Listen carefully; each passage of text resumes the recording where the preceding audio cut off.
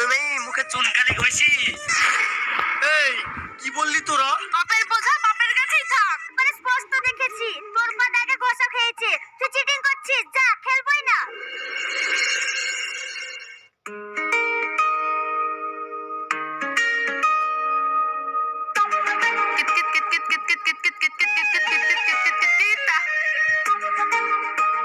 এই সোনালি, তোর দাগে পা পড়েছিল তাই তুই ওদিকে গেলি কেন? আমি খেলবো না। একদম না, তুই মিথ্যে কথা বলছিস। দাগে পা পড়েনি। দাগে পা পড়লে কি আমি বুঝতে পারতাম না? তুই মিথ্যে কথা বলছিস। না না, আমি মিথ্যে কথা বলছি না। আমি একবারে স্পষ্ট দেখেছি তোর পা দাগে ঘষা খেয়েছে। তুই চিটিং করছিস, যা খেলবই না। খেলবি নি তো যা, আমারও বয়ে গিয়েছে তোর সাথে কিতকিত খেলতে। খুব বড় কিতকিত খেলার প্লেয়ার এসেছে, যা খেলতে হবে না। এই রুমিতা, শোন না, একটা কথা ছিল। কেন শুনবো? তোর কোনো কথাই আমি শুনবো না, এটা চললাম। রুমিতা, রাগ করছিস কেন? কি বলছিস সেটা তো আগে শোন। ঠিক আছে, কি বলবি বল। শোন, আজ আরে কাল ভাব। আর তুই আমার প্রাণের বান্ধবী, তোর সঙ্গে ঝামেলা করে আমার কি লাভ? তার থেকে চ কুল পেড়ে নিয়ে আসি গিয়ে, আজকে কুল ছেচকি করবো। হ্যাঁ, এই কথাটা তুই ঠিক বলেছিস। চ চ যাই।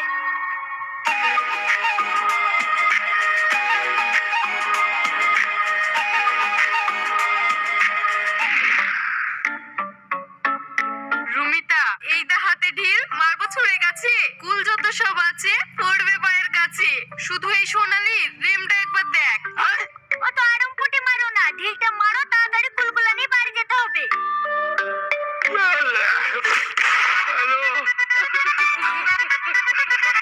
ওরে বাবা রে বাবা, মেরে ফেললো রে। এ কে রে? দাঁড়া দাঁড়া দাঁড়া। ও বাবা রে বাবা, কি ব্যথা করছে। এই চিৎকার করছো কেন? হয়েছে নাকি? হয়েছেটা কি? আমার মাথা ফাটিয়ে দিলি তুই। হাই হাই, আমি কিসের জন্য তোমার মাথা ফাটাবো?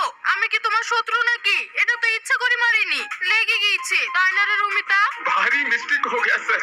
হ্যাঁ হ্যাঁ, এ কি করে ঢেল মারছিলি যে ডাইরেক্ট এসে আমার মাথায় লাগলো? দেখবো কি করে মারছিলাম। এ দেখো, ঢেলটা নিয়ে এইভাবে কোল গাছে ছুড়লাম, দেখো। আবে রুমিতা, সাথে। পালা।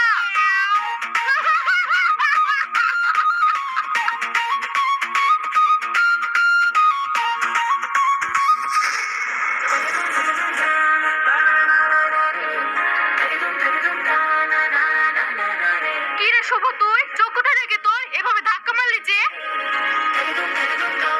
চোখটা আর কোথায় থাকবে তোর দিকে ছাড়া? আমার চোখ তো সে আমার সোনালির দিকেই বাঁধা। ওলে বাবা লে, আমার পিড়িতের লোক রে, থাক মধুর মধুর কথা বলি, আমার আর মন গলাতে হবে না। কালকে বলেছিলাম আমি কুল খাবো, আমার কুল খেতে ইচ্ছে করছে, সেই সারাদিন করে গেল, ওনার কোনো পাত্তা নাই। কই আমার কুল, কই সেটা বল। এই তো তোর কুল নিয়ে তোর সাথেই দেখা করতে যাচ্ছিলাম। তা তুই এভাবে দৌড়িয়ে কোথায় থেকে আসছিলি? আর ওই চাচাদের কাছে কুল পাড়তে গিয়েছিলাম, একজনের মাথায় ঢেল মেরে পালিয়ে এসছি। তোর মতো একটা 12 ক্লাসে পড়া মেয়ে যে আর কদিন পরে উচ্চ মাধ্যমিক পরীক্ষা দেবে, সে এভাবে গাছে গাছে কুল পেড়ে বেড়াচ্ছে, সেটা কি মানা যায় বল? হাই হাই, পরের কথা বলতে মনে পড়লো, আমার তো টিউশন আছে বিকেল বেলায়। এই শুভ, আমি যাই রে, না হলে আব্বা আমাকে ঠ্যাং ভেঙে দিবে। আসছি, পরে দেখা হবে।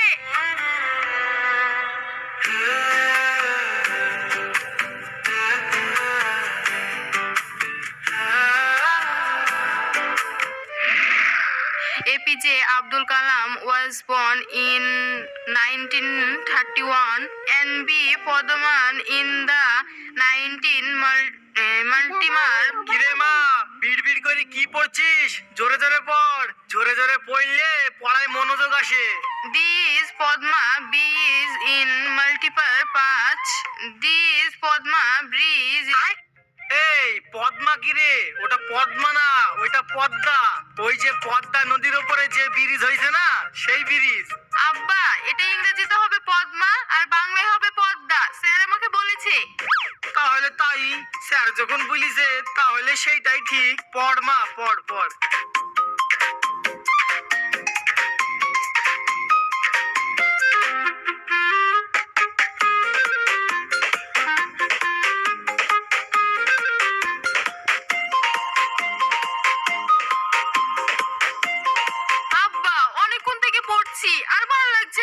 তুমি সরো, আমি রান্না করছি। সরো, তোমার থেকে ভালো আমি রান্না করতে পারি। ছোট থেকে মানুষ করলাম আর এখন বলছে আমার থেকে নাকি ভালো রান্না করতে পারে। তা কেন পারবো না? এটা তো মেয়ে ছেলের কাজ, আর আমি তো মেয়ে মানুষ, আমি ভালোই পারবো তোমার থেকে। না রে, দুনিয়াতে মেয়ের আর ছেলের বলে আলাদা কোনো কাজ হয় না, সবাই সব কাজ করতে পারে। এই যে আমি তোকে এত ভালো করে পড়াশোনা করাচ্ছি, আমার স্বপ্ন তোকে আমি ডাক্তার করব। তাহলে ডাক্তার কি শুধু ছেলেরাই হয়, মেয়েরা হয় না? আমার তো তোকে নিয়ে অনেক স্বপ্ন, তোকে ভালো করে পড়াশোনা করি একটা বড় ডাক্তার তৈরি করব, যাতে সবাই আমাকে দেখলেই বলবে ডাক্তারের আব্বা যাচ্ছে। তখন গর্বে আমার বুক ফুইলি বড় হয়ে যাবে। চা মাজা, তোর এখন পড়াশোনা করার সময় পড়াশোনা করগা।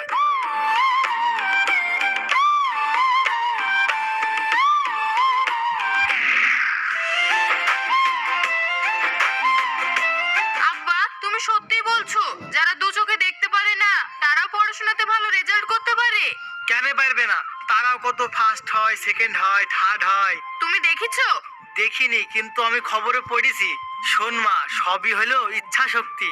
ইচ্ছা শক্তি থাকলে শুধু অন্ধ জ্ঞানে, যার দুটো হাত নাই সে পা দিয়ে লিখেও পরীক্ষাতে ফার্স্ট হয়।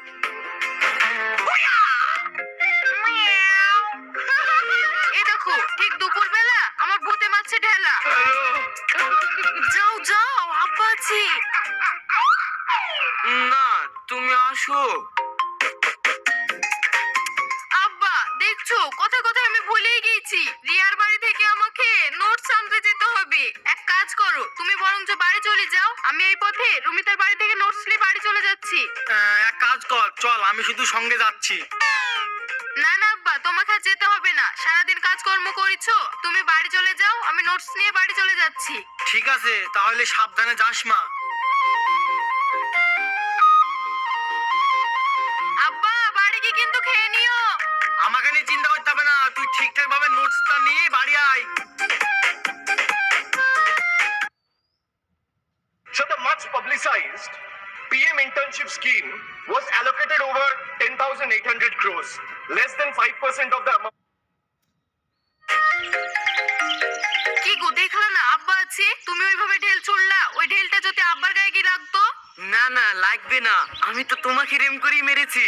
যাকগে, ওইসব কথা বাদ দাও। তুমি বলো তো, তুমি কি আমার